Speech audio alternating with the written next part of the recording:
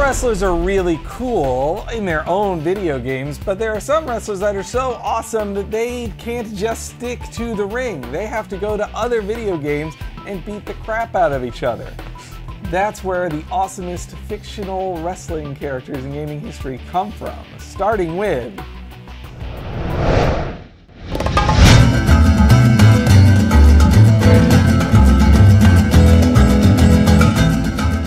Guacamelee is a Metroidvania-style adventure game, except it replaces all the cyborg stuff, or, you know, Draculas, with suplexes and luchador masks. Right, the game is all just lucha libre style, luchador mask, and you actually play as a pair of luchadors, right? Yeah, Juan Iguate is the main character of the game. He gets killed very early on and is on a quest for vengeance to save his love by putting on the luchador mask and then saving the world. Now wait, did he do this before or after he got killed?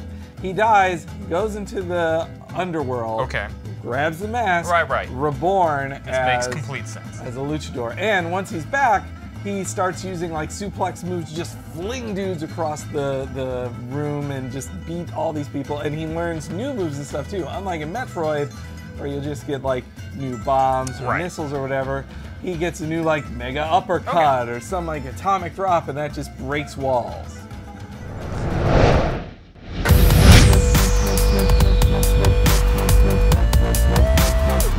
Streets of Rage 2 replaced the main character Axel with a whole new character who, unlike his cop friends, just had the skills of a pro wrestler to clean up the streets. And that is Max Thunder. So you're saying he was bringing a little vigilante justice, perhaps? Oh yeah. Well, Axel was his friend, and apparently the cops were like, oh, well, you can come with us and beat people up if you want. Because that's how cop training worked back in, what, the 90s, early 90s? Yeah, in the early 90s is how it was. Just walk down the street and... Just like, I can elbow drop a dude, whatever, you're on the force. Yeah, and he's in his full wrestling gear too, boots, well, pants, you know, it's a very quick turnaround, elbow. You gotta go. Yeah, and he even has all these special wrestling moves, including like the spinning atomic drop, which is an insane, super powerful move.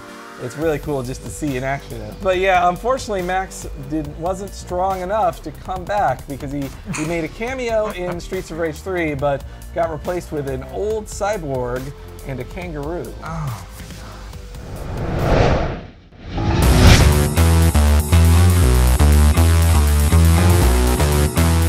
So let's talk about King from the Tekken series. This guy has been around since the beginning. He's a professional wrestler with kind of a lucha libre style, but he's got one of the best moves in fighting game history, and that is the rolling death cradle. Wow, that is an awesome move. How would you explain it? So basically what happens is, I know, it would be horrific. Basically what happens is, King knocks his opponent down on top of him, and then just sort of coils his body around his opponent, and they just roll, they just take a tumble. They roll around for several seconds on the ground. I guess he's supposed to be like dislocating all of his opponent's joints or something, but it looks completely ridiculous, and it takes so long to do. And King has, you know, gone through a lot of, it always looks like the same guy, but it's actually a different King in later games because in the time jump between 2 and 3, King was killed and replaced with another King. It's some sort of like Marvel superheroes timeline where there's like multiple versions of different superheroes. And it is a mask. I remember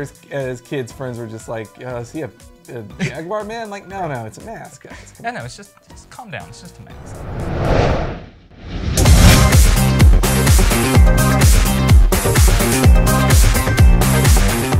So Tina Armstrong from the Dead or Alive series has a pretty long and storied career. She wanted to be all of these different things, but the only thing she knew how to do was wrestle.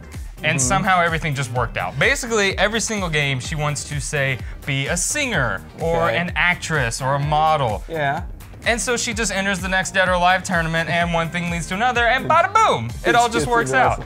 Well, I guess she learned the skills from her dad, right? Who's pretty much Hulk Hogan of the Dead or Alive he's definitely giant Japanese Hulk Hogan. And they have a father-daughter thing, which gets really weird because in every game, he always gets mad at Tina because of her different ambitions, and then they have to fight. And he does like these horrific wrestling moves on her, and then afterwards they're like, "Aw, shucks. Aren't we just a wacky family?" And it's no more worse than Hulk Hogan's actual family, as you saw in that reality show. Hogan knows best.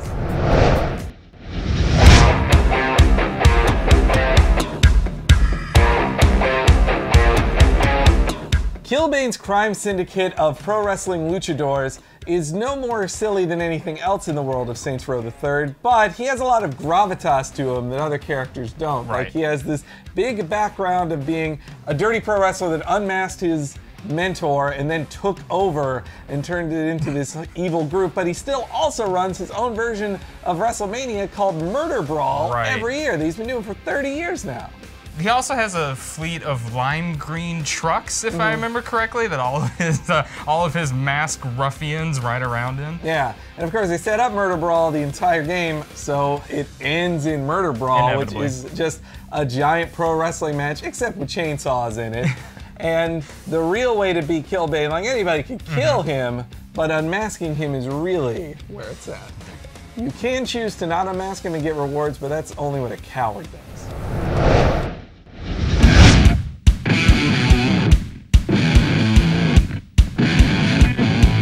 Okay, this one's pretty tough. We got Wolf Hawkfield from the Virtua Fighter series, and while I love the Virtua Fighter series as a fighting game series, Wolf Hawkfield and the rest of the characters are kind of bland. Well, none of them have any backstory other than just their nationality and fighting style, but he is a Canadian grappler. He's a Canadian wrestler. I think he used to like live in the woods and hunt animals, and then he just got recruited to be a wrestler and decided, hey, that's a great idea. Why not do that? There's an implied Native American spirit. A little bit, yeah. He also does a woo! He does like wolf calls sometimes in between rounds, but otherwise he's just kind of a big weirdo. No, he was doing that before the NWO Wolfpack. Well, I think I bet they ripped him off. I love his win quotes, though. I know in one of them he proclaims wrestling to be the greatest sport.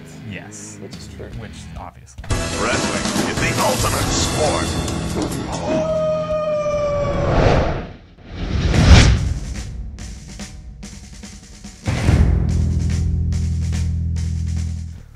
Some people would say that the king of wrestling in Capcom is Zangief, but no way. Not even a little bit. It is the mustachioed mayor slash wrestling champion, Mike Haggar, of the Final Fight series. So he was a wrestler who became a mayor. Yes. And then when his daughter Jessica was taken by the Mad Gear Gang, he teams up with her boyfriend to beat the crap out of him. He just rips off his shirt. To basically just pile drive everybody in the city until he gets her back. Just his spinning pile driver, which honestly, like, he gets at least as much high as Zangief on that. And he's got like this weird, what is it, like a belt thing that he just wears across his torso? I guess sort of like Chewbacca's bandolier. Oh, right, okay. Yeah, reminds me of that. So he does all that across 3 Final Fight games and appeared in a bunch of the Capcom crossover fighting games, grappling it up with people, including like the Hulk. Like, he can that was his like big rival in Ultimate Marvel 3, was him and the Hulk, because the Hulk apparently is the only thing that can match the strength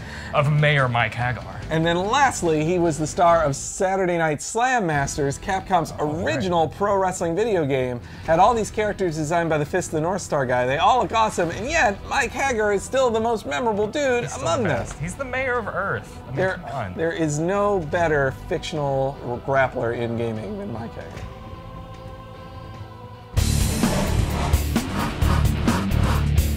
All right, so that just power-bombed the entire list right there. Oh, yeah. And that is the best wrestling, guys. But if we missed any grapplers or champions that you think we should know about, talk all about it down there in the comments. You know, try to cut your own promo in there, maybe even, like, see how cool you can be. Also, be sure to check out the other awesome stuff that we have on GamesRadar.com.